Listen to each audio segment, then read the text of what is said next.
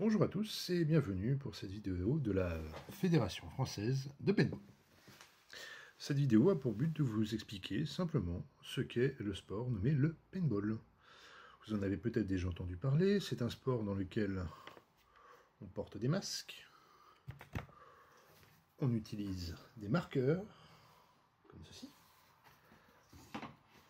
afin, avec une bille comme cela, faire des taches comme ceci sur les vêtements des autres.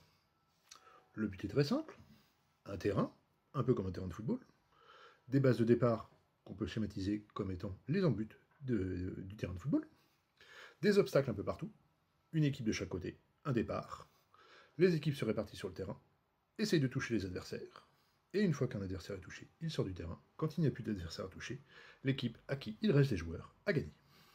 Pour toucher les adversaires, très simple, on les marque avec une bille. Passons maintenant un peu plus aux détails. Voici ce qu'est une bille de paintball. J'essaie de me rapprocher. Voici la comparaison qu'on peut faire d'une bille de paintball avec un stylo bic. Comme vous voyez, c'est quand même assez gros. Qu'est-ce qu'une bille de paintball? C'est très simple, une coque avec à l'intérieur de la peinture.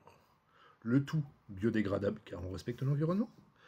L'effet de cette coque, quand elle est projetée par le lanceur qu'on vient de voir et atterrit sur une cible, elle éclate et diffuse de la peinture. Quand elle éclate, on obtient un résultat comme ceci. La coque éclate et projette de la peinture. Par conséquent, une personne qui est touchée par une bille qui éclate est, comme on dit, marquée. C'est pour cela qu'on utilise un marqueur. Une fois que la personne est touchée, peu importe où, elle est reconnue comme étant donc touchée et doit être éliminée du jeu. Elle doit sortir du terrain de jeu et reviendra sur la partie suivante. Les parties durant 10 minutes, en moyenne, on revient très vite pour jouer une autre partie. Passons maintenant, parce que cette présentation est rapide, mais passons maintenant à la partie la plus importante du paintball, qui est la sécurité. Comme on le disait, on lance des billes avec des marqueurs, il convient donc de se protéger. Pour se protéger, on utilise des masques. Ces masques sont des masques de paintball. Vous ne pouvez pas jouer avec des masques de ski, avec des lunettes de soleil ou quoi que ce soit d'autre. Tous les équipements de paintball sont certifiés paintball. En premier lieu, le masque. Le masque remplit des normes de sécurité propres au paintball. Si vous jouez dans un club, on vous fournit des masques officiels de paintball.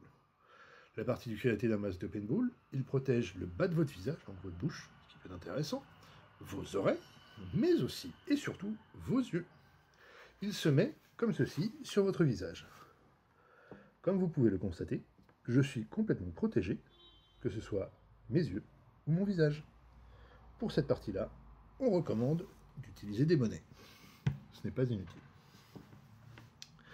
La deuxième partie de la sécurité, car le masque est obligatoire sur le terrain, mais on utilise aussi son marqueur en dehors du terrain, notamment pour se balader entre les terrains ou revenir à la zone d'accueil.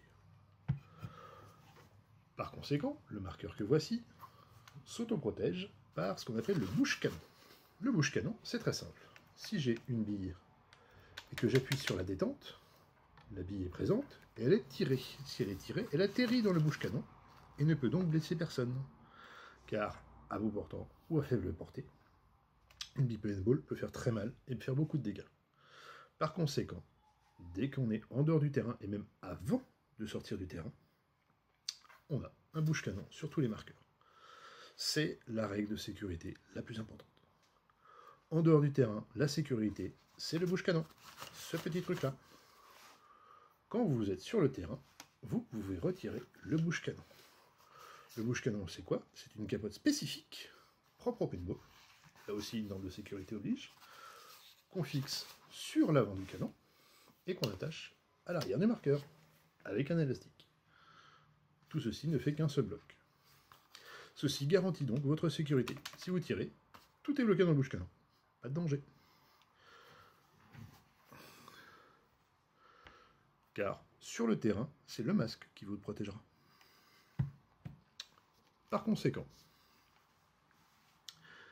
quand vous êtes sur un terrain, vous avez votre masque. Quand vous voulez sortir du terrain, vous remettez le bouche-canon, et une fois que vous êtes sorti du terrain, vous pouvez retirer votre masque. Quand vous allez sur le terrain, avant de rentrer sur le terrain, vous mettez le masque. Une fois que vous êtes sur le terrain, vous retirez le bouche-canon. Voilà les principales règles de sécurité. Bien évidemment, les terrains sont clôturés avec des filets de protection situés jusqu'à 6 mètres de haut pour empêcher toute bille de sortir du terrain et de blesser quelqu'un qui, en toute logique, ne porte pas son masque, car il est en dehors du terrain. Bien, maintenant, passons à la description de ce qui en général intéresse le plus les gens, le marqueur. Alors, qu'est-ce qu'un marqueur? Un marqueur de paintball, comme vous pouvez le constater, ne ressemble pas du tout à une arme. Il est composé de plusieurs parties. La première est ce qu'on appelle le loader. Le loader, c'est l'endroit dans lequel vous allez mettre les billes de paintball. Ici. Il va les contenir, mais une fois que les billes sont dans le loader, par gravité, elles vont descendre dans ce tube ici, arriver dans le canon qui est là, et une fois qu'on appuie sur la détente qui est ici, partie du marqueur, le gaz présent dans la bouteille d'air comprimé située là va être relâché dans le marqueur et propulser la bille. Voilà, tout simplement. Par conséquent, un marqueur de paintball est constitué de un loader, un marqueur, un canon, une bouteille, et pour la sécurité, un bouche-canon. Comme on vous disait donc sur le jeu, les parties durent à peu près 10 minutes. Le principe est l'élimination de l'équipe adverse. Cette élimination, pour faire très simple, prévaut à partir du moment où une bille a éclaté, peu importe où, sur la personne. Ça compte pour votre corps en intégralité. Le petit doigt, l'orteil, ça compte aussi. Ça compte pour le masque. Ça compte aussi pour le marqueur. Vous prenez une bille ici, vous prenez une bille là, là ou là, sur le bout du canon. Ça compte aussi, et vous êtes éliminé. Si vous êtes éliminé, prenez votre marqueur, mettez-le en l'air, et sortez gentiment du terrain. Les autres joueurs, voyant que vous sortez avec le marqueur en l'air, ne vous tireront pas dessus.